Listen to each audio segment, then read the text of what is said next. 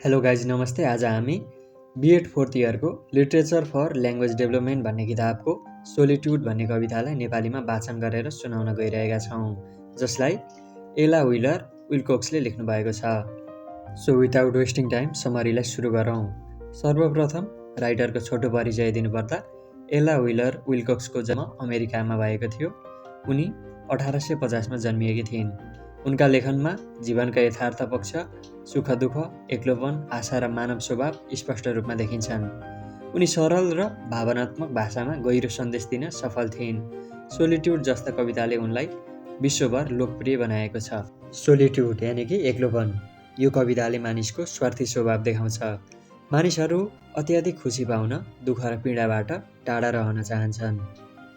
जब हामी खुसी हुन्छौँ, मानिसहरू हाम्रो हात समाउँछन्, तर जब हामी पीडामा हुन्छौँ, हाम्रो पीडा बाँड्न कोही पनि आउँदैन अथवा साथ दिन कोही पनि आउँदैन।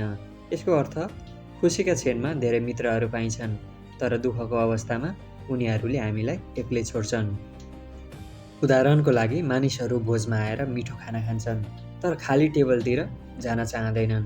यसको अर्थ मानिसहरू खुसीको वातावरण खोज्छन्, तर दुःखी अवस्थाबाट टाढा रहन चाहन्छन्।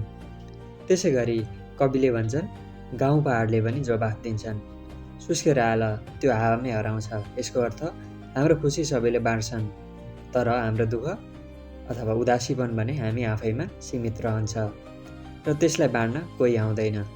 कविले धेरै मित्र बनाउन हामी खुसी हुनुपर्ने बताउँछन्, नत्र हामी मित्र गुमाउँछौँ। त्यसैले हामीले पीडा सहन साहसी हुनुपर्छ र मनभित्रको दुःख लुकाएर शरीर र मनमा खुसी देखाउनुपर्छ। खुसी र दुःख सिक्काका दुई पाटा जस्तै हुन्, जसबाट सबै मानिस गुज्रन्छन्।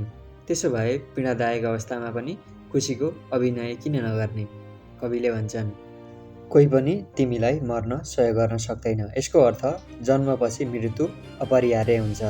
सबै जीवित प्राणीहरू एक दिन मर्नै पर्छ। त्यसैले जबसम्म हामी जीवित छौँ, सकेसम्म खुसी भएर बाँच्नुपर्छ भनेर कविले भनेकी छिन्। यो थियो एला विलर विल्कोक्सद्वारा लिखित सोलिट्युड भन्ने कविता। आई होप तपाईँलाई भिडियो हेल्पफुल भयो होला।